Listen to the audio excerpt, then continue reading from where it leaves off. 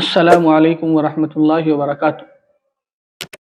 रमज़ानुल मुबारक में 20 रकात नमाज सुन्नत मुअक्कदा हम पढ़ते हैं, लेकिन इसके ऊपर ही अलग बात है कि ये 20 रकात नमाज सुन्नत मुअक्कदा है और जिसका पढ़ना ज़रूरी है। मुअक्कदा गैर मुअक्कदा का फ़र्क ये होता है कि मुअक्कदा जिसका पढ़ना लाजिम और ज़रूरी है, जिसके छोड़ने पर गुनहगार हैं।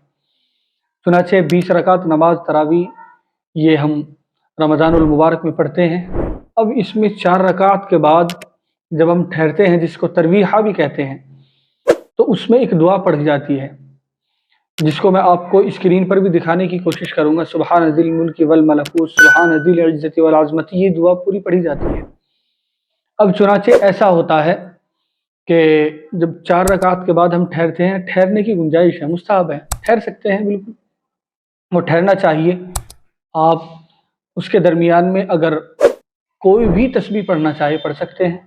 अब बाद हमारे भाई ये समझते हैं कि इसी दुआ का पढ़ना लाजिम और ज़रूरी है, तो मैं आपको बता दूं कि इस दुआ का पढ़ना लाजिम और ज़रूरी नहीं है। ये समझना कि यही दुआ पढ़ना मसनून और सुन्नत है, तो ऐसा भी नहीं है। किसी भी अहादीस में आपको ये नहीं मिलेगा कि इसी दुआ का पढ़ना मसनून है। सुबहान ज़िल मुल्क वल मलकूत जो ये दुआ है, इसी दुआ का पढ़ना 4 रकात के दरमियान में पढ़ना मसनून है, ऐसा बिल्कुल नहीं है।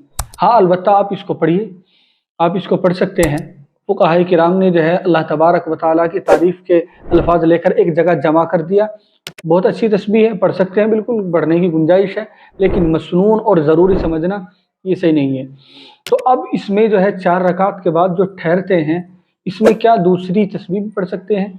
तो मैं आपको बता दूँ, इसमें आप चाहे कोई तस्बीह पढ़ ले, चाहे आप कोई सा कलीमा पढ़ लें, जो भी तस्बीह आपके याद है चाहे वो पढ़ लें। आप चाहे खड़े होकर आप इतनी देर में 2 रकात नमाज पढ़ लें, और चाहे आप कुछ भी ना पढ़ें। बात क्या समझते हैं कि अगर इसमें कोई खामोश रहता है तो ये गुनहगार है, ऐसा भी नहीं है। अगर कोई 4 रकात के बाद कुछ भी नहीं पढ़ता तो ये कोई गुनहगारी का मामला नहीं है। अगर वो पानी पीना चाहे पानी पी ले, वो खामोश बैठा खामोश भी रह सकता है, वो जिस तरह भी चाहे रह सकता है।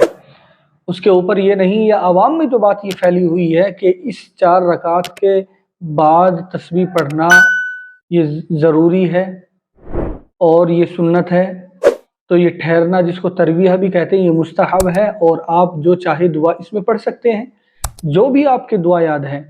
और ये जो दुआ जिक्र की जाती है आप इसको भी बिल्कुल पढ़ सकते हैं, लेकिन मसनून तरीके से समझना, सुन्नत समझना ये बात सही नहीं है। ये अकीदा ये हमें नहीं समझना है। हम इसके दरमियान में जो भी आपके याद है वो पढ़ सकते हैं, और अगर नहीं भी पढ़ा तब भी कोई बात नहीं है। और अगर आप उसके दरमियान में कुरान करीम पढ़ ले तब भी कोई बात नहीं है, कुरान करीम देख ले तब भी कोई बात नहीं है, कुरान करीम पढ़ ले तब भी कोई बात नहीं है, पानी पी ले तब भी कोई बात नहीं है, आप आराम से बैठे रहे तब भी कोई बात नहीं है। कोई मामला नहीं है। 4 रकात के बाद ठहरना ये मुस्ताहब है। इसके दरमियान में जो चाहे आप पढ़ सकते हैं, और आप जो सी दुआ आपके याद है वो पढ़ सकते हैं, और नहीं भी पढ़ी अगर आपने तो कोई गुनाह वाला मामला नहीं है। अब आवाम क्या समझती है कि बराबर में बाद मरतबा कोई शख्स खामोश बैठ जाता है, बताओ इसकी कितनी गलत बात है, इसने ये दुआ ही नहीं पढ़ी। तो ऐसा सोचना, ऐसा अकीदा रखना ये बिल्कुल गलत है।